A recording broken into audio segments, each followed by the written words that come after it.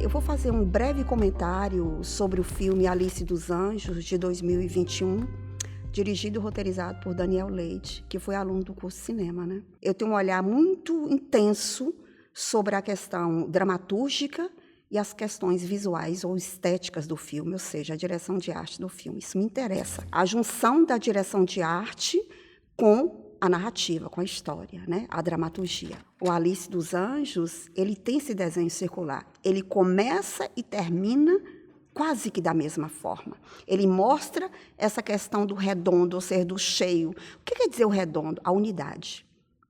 Então, o filme tem unidade visual, unidade atmosférica, unidade dramática. Isso, para mim, é muito interessante. Por quê? Porque isso revela que é uma obra artística. Alice começa e termina com ela dentro do carro. Isso descreve uma trajetória circular, um movimento circular. Mas ele não termina como começa. Por quê? Porque a Alice vai viver uma experiência do sonho, da imaginação, uma experiência do mundo fantástico, dos devaneios. Que devaneio é esse que me interessa? Que eu começo a partir desse desenho do redondo. Um devaneio da imaginação poética. Nesse sentido, eu me amparo nos estudos de um filósofo francês que muito me interessa, que estuda a imaginação poética. Que esse autor é um filósofo francês, Bachelard, Gaston Bachelard.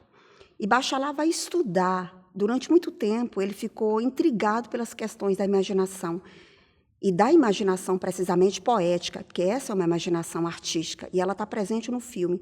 Não só porque o filme ele se ampara numa literatura conhecida, mas ele também se ampara nas poesias, como a poesia de Manuel de Barros. Mas ele vai além, porque o Daniel faz uma escrita própria, ele fala toda uma história mundialmente conhecida, que é a da Alice no País das Maravilhas, ele transporta para o sertão nordestino, para o Agreste. E ele não perde as características da história original, mas ele transporta para esse universo propriamente nordestino. E nós, quando assistimos o filme, a gente se vê naquele lugar.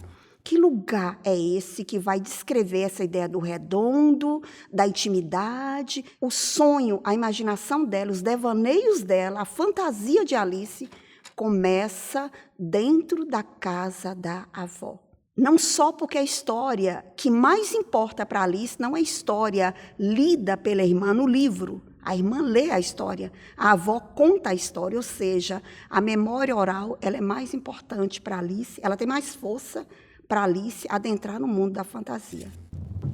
Quando, de repente, um coelho branco com olhos cor-de-rosa passou correndo diante de seus olhos.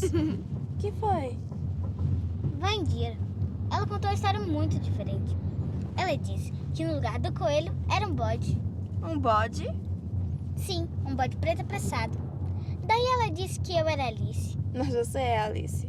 Eu sei, mas eu queria ser mesmo. É a Alice da história que ela contou. Já estamos chegando. Na casa da avó, ouvindo a mesma história que a irmã narra no livro, a história de Alice, né? Alice no País das Maravilhas, mas a Alice, a menininha do filme, ela vai seguir a história contada pela avó. Então, os personagens mudam, eles não são aqueles personagens propriamente descritos no livro Alice no País das Maravilhas. Os personagens eles ganham uma configuração nordestina. Gente, a casa é reveladora daquele mundo, daquele universo de sonhos. A direção de arte foi muito feliz, porque ela descreve uma casa cheia de objetos. Eu observei detalhadamente os objetos da casa, as pinturas, né, sobre o café. O café traz a ideia de intimidade, de família, de cozinha, de lar, do lanche, da merenda, tão típica aqui do Nordeste. Então, a casa, as paredes são cheias, em vários ambientes, dessas pinturas dos cafés, a xícara com café, o café quente.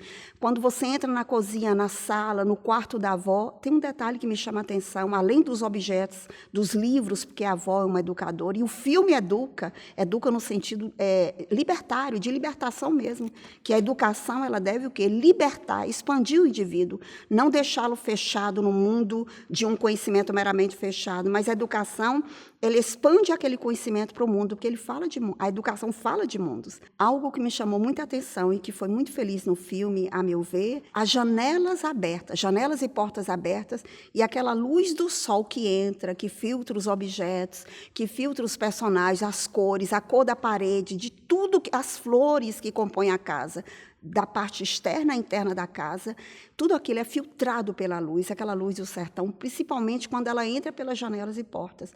Aquilo resulta em quê? Numa atmosfera fílmica. E isso é importante para quem faz cinema, porque leva o espectador para aquele universo, convida a gente para entrar e acreditar naquele universo. E o filme ele tem dois mundos, né? O mundo real, onde os atores interpretam de uma maneira extremamente naturalista, e são muito felizes nesse ponto, que é o mundo dentro da casa da avó.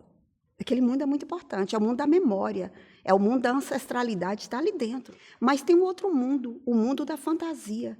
Só que esses dois mundos, aquele mundo que a Alice vai entrar por aquelas portas, aqueles dois portais azuis, a Alice vestida de azul, ela entra naquele mundo, convidada, levada pelo bode, o bode que ela, antes que ela vê próximo aos bodes reais. Ou seja, ela entra na imaginação a partir da realidade, porque ninguém imagina o que não vê, o que não percebe. E isso também, o filme, ele é muito feliz, porque ele leva a menina para o mundo da fantasia, a partir das histórias fantásticas contadas pela avó, mas ela faz uma ligação com o mundo real. Então, o primeiro personagem mítico que ela vê é o bode preto. Mas ela vê juntamente com aquela cerca onde estão os bodes da fazenda da avó. Como é que ela adentra naquele mundo fictício e real, fantástico? Por dois portais. Ela entra pelo primeiro portal e, no segundo, de fato, ela penetra no mundo da ficção. Só que, além dos portais serem azuis, o azul, a cor do sonho, a cor da fantasia, do mundo onírico, o portal, o azul, não é um azul novo, é um azul envelhecido, cheio de pátinas, envelhecido. Isso remete o quê? À memória da casa da avó. Ou seja, aqueles dois portais é como se fossem fragmentos da residência do lar, da casa da avó, onde vem toda a referência de Alice. Quando ela ultrapassa o segundo portal, ela entra no mundo mágico, muito colorido, aquele universo colorido, o casamento da raposa com o lobo, todo aquele mundo fictício, aquela ficção típica que nós contamos aqui no sertão, mas não é só presa aqui no sertão. Essa mitologia, essa fabulação é muito bem contada no filme, e você vê a dicotomia entre o bem e o mal. Esses dois lados que entram em batalha. A personagem da rainha, que tem uma força delicada, a atriz é muito boa, ela tem aquela potência dela, mas ela é extremamente delicada. Ela é que vai enfrentar, de certa forma, o coronel, aquele que manda, que vai destruir um sonho, algo bonito para eles, para o coletivo, mas a força da rainha está na fragilidade, na doçura dela. Ela não é agressiva, ela não tem isso, ela é extremamente suave. Aquele universo dentro do sonho de Alice, todo mundo é muito teatral. Mas isso é bom. O interessante é que naquele universo teatral, no mundo da imaginação, a câmera ela se mantém quase que o tempo todo o quê? Estática. Ela não tem um movimento da câmera de cinema. Isso é ruim? Não. Poderia ser ruim, mas isso talvez tenha sido a intenção do diretor. Ele faz para reforçar, talvez, a teatralidade da cena, toda aquela mise-en-scène fantástica. A maquiagem dos dois personagens, do coronel e a esposa, aquele universo meio burlesco, né? O nariz, que é a configuração física deles, o nariz é meio disforme, né? Aquele nariz que você assiste a cena e eu fico, meu Deus, como é que eles respiram? Tá aí. Então, aqueles dois personagens são maus, que querem destruir algo que é bom para a comunidade, né? Querem fazer a construção de uma usina, destruir aquela comunidade. Dos Severinos, olha o Severino, um nome tão clássico no sertão. Eles têm, aquelas narinas deles, para mim, me remete ao seguinte, eles têm dificuldade em respirar. Eu senti isso o tempo todo ao vê-los, né? Talvez eles não respirem com muita facilidade, ou seja, não há aquela oxigenação, aquele entrar e sair do ar, aquela coisa natural que é do ser humano, não tem neles. E daí, se você não respira bem, se você não oxigena bem teu corpo, certamente você não pensa bem, você não age bem, você não é uma pessoa boa. O que quer dizer desses elementos visuais? Tudo que compõe visualmente o filme mantém, desde a casa da avó, até o sertão, aquele cenário, ela mantém uma unidade visual, que é isso que dá força ao filme. Mas eles estão coesos, conexos. E o que são esses elementos? As cores, a luz do sertão, as formas, as texturas, né? Todo aquele desenho que compõe os elementos do sertão, os elementos da cena, o figurino, a maquiagem, tudo aquilo está em perfeita sintonia. E isso nos leva àquele universo, a mim particularmente, aquele universo da imaginação, a imaginação de Alice. E a Alice está entre o imaginário, ela está dentro da imaginação, mas ela sabe que tem um mundo real que a espera. Bom, Bachelard tem uma frase dele que ele diz assim: a imaginação, ela pressupõe um estado de alma. A imaginação precisa desse estado de alma. Aí ele reporta a casa, porque a casa, para mim, é muito importante. Tudo começa a partir da casa. Quando eu falo casa, eu estou falando de lá, de família, de origem, de memória, de história, do princípio de tudo. Então, para ele, essa casa, a casa, mais do que a paisagem é o mundo exterior. Ou seja, ele está falando mais da intimidade. A casa, mais do que a paisagem, é um estado de alma. E ele vai dizer o seguinte, que a casa, ainda que você a vê pelo lado externo, ela revela uma intimidade que está lá dentro. E essa intimidade, esse estado de alma dessas histórias todas que a Alice ouve, que vai conduzi-la a esse mundo imaginário que eu impulsiono o filme.